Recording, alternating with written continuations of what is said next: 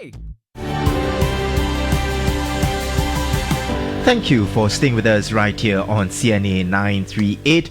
Okay, so, everybody is now on the World Cup fever, right? Everybody is all excited about the World Cup. It's happening all the way in the far, far west, relative to us, of course. Thing is, though, it may be taking place thousands of miles away from here, but in Singapore, something else is taking shape. So inspired by watching their football heroes on the TV screen, children across Singapore, they are heading to the pitch. So some youth academies are seeing enrollments double. Free trial signups are also up by half. Youth jersey sales have more than doubled as well, and retailers can barely keep trading cards on the shelves. I'm amazed trading cards are still a thing. Still a thing, is making a comeback. Yeah, and I think the World Cup has a lot to do with that for sure. Now, it seems every 4 years, the World Cup plants a kind of seed, right? Now, the question is whether this can be sustained, whether Singapore football can finally nurture it into something that lasts. And I'm personally hopeful, especially seeing how our boys are doing. Yeah.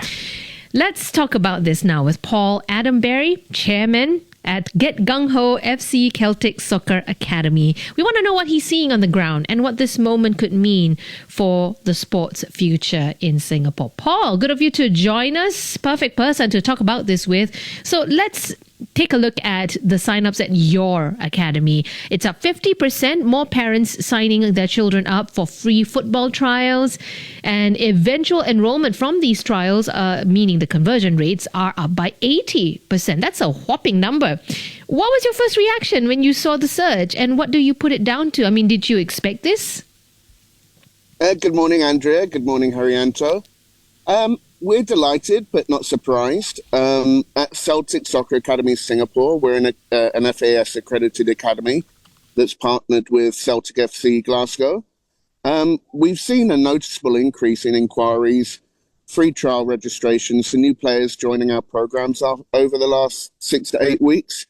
What's particularly encouraging is that the interest isn't just coming from new football families. We're seeing kids that previously only played or trained with us recreationally that are now looking to play in our competitive squad. The World Cup has a unique ability to inspire young people, and we're definitely seeing that effect on the ground in Singapore. And that's lovely to hear and very optimistic indeed. By the way, I just need to apologize and clear the air for the mispronunciation. It is the GungHo FC Celtic Soccer Academy. Yes, I mispronounced it the American way.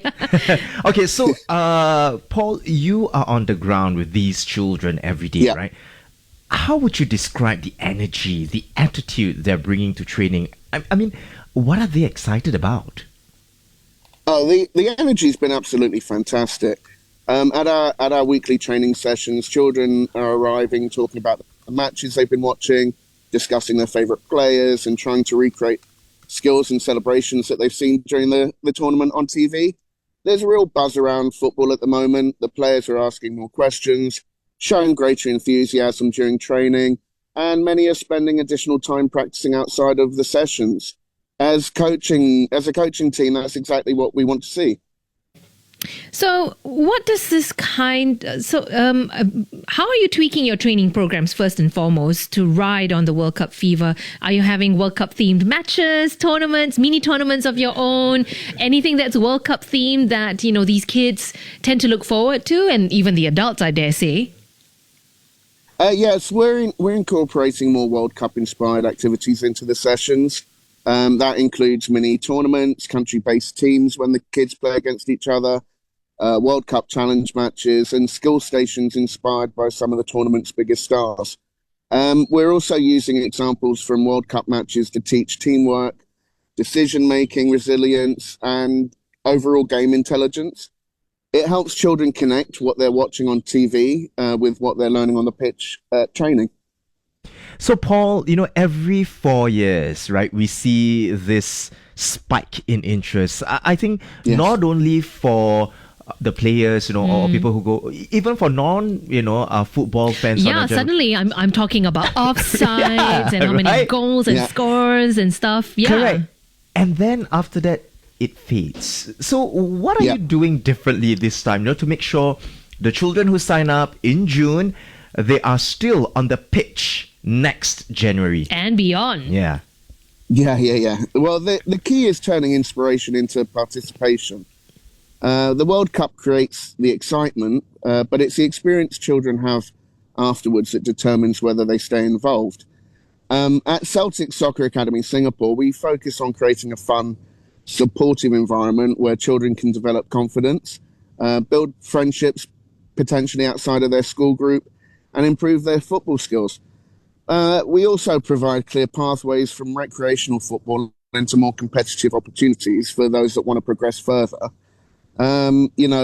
At the end of the day, if children enjoy their first few months in football, they're much more likely to remain active and involved long after the World Cup has ended. Yeah, exactly. And also, I think if their parents are very supportive, it helps as well. So let's talk about that pathway, Paul, about how, kids, when they start getting interest and, they practice, they show up and they keep that interest alive well into a professional career. What does that pathway look like? And how does an academy like yours get involved? And where does it stop getting involved? And then, allowing that player to then progress to the next stage and handing over, as it were, right, to the next phase, right? Yep. The pathway in Singapore is definitely improving. The programs with the FAS and Unleash the Raw are definitely getting better and better each year.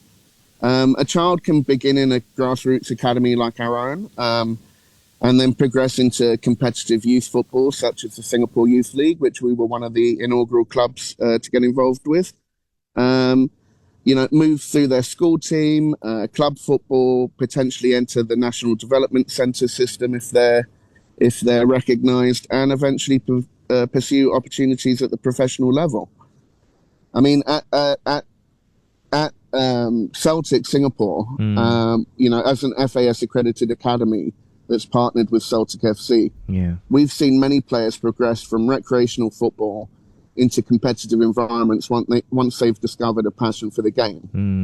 The challenge is really that Singapore's football ecosystem is still relatively small compared to major football nations. There are fewer professional clubs, fewer full-time academy environments, and less high-level competition available on a weekly basis. But the good news is that the participation is growing.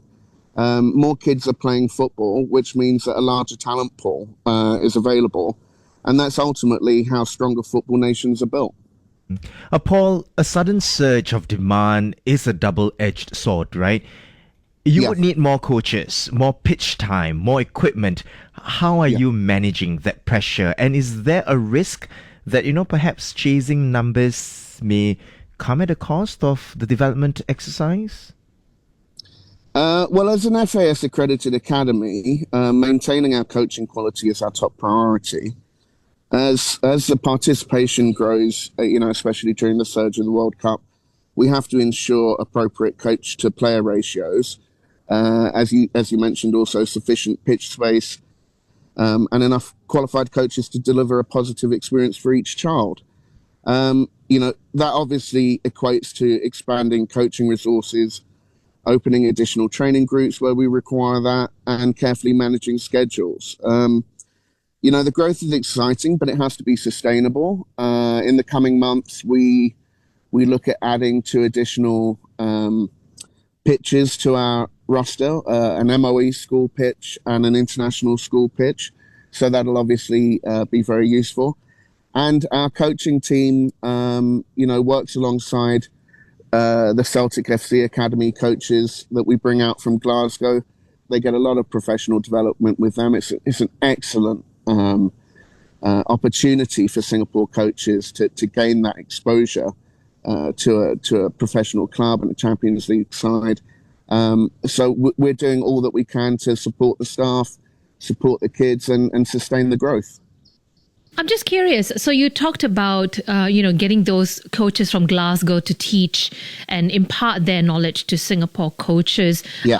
Are we looking at other resources as well for coaching and development of those coaches as well? And what's the appeal for them to, come to Singapore and share that knowledge? There's a couple of clubs from Europe that might come out to do coaching, professional development in Singapore. Obviously, with our relationship with Celtic FC, that's slightly more regular situation than other academies might offer their coaches. Ultimately, this is something that we try to give our coaches 2 or 3 times a year. We fly the Glasgow staff out to Singapore. They conduct clinics and camps for local kids, and at the same time, our coaches get to work alongside the coaches and are exposed to the new techniques, their delivery, and approaches to training. Also, obviously, our coaches follow the Celtic Academy curriculum, which is incredibly useful in delivery of sessions to our kids. Paul, before we let you go, perhaps we want to ask you, and we should have asked you first and foremost, the team you are supporting for World Cup this time around. Yes. Yeah. Oh, well, obviously, I've got to say Scotland, right? I mean, if I didn't, I'd get in trouble. You would, yes. And then you'd have to change your name and your identity. Yeah, well, and I hope none of my colleagues are listening. My dad will be supporting England, and my kids are supporting Australia. Wow. Multinational support there. How are you? How do you think Scotland is performing? By the way, they seem pretty impressive so far. I got to say. Well, they've got a big challenge coming up with Brazil. I saw an amusing meme this morning from a fish shop in Scotland that said, "Fish isn't the only thing that's going to be battered this week." So, we live in hope, right? We live in hope. Of course, Hope's healthy, a healthy dose of hope as well. We also know that, I think England had that shocker 0-0 draw with Ghana as well. So I'm sorry to your dad there. Yeah.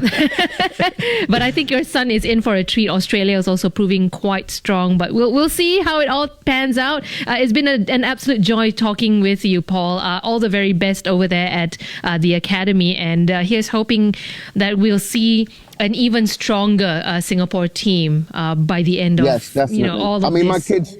My kids' first national team is definitely Singapore. Right? Wonderful. Wonderful. I mean, I grew up here. My kids grew up here. That's the team that we go to watch. Fantastic, and it'll be nice to hear them sing Majulah Singapura as well. Paul, lovely as always. Right. They've got the jerseys. Thanks very much. All the very best, yeah? Yeah, thanks so much, guys. Have a great morning. Same to you. That's Paul Adamberry, chairman of Get GungHo FC Celtic Soccer Academy. If you want to find out more, you can always check them out online, or you can listen back to this conversation on CNA938 Listen on Spotify and on the CNA app. Oh, it's Amazon Prime Day. These deals are so good. Whoa.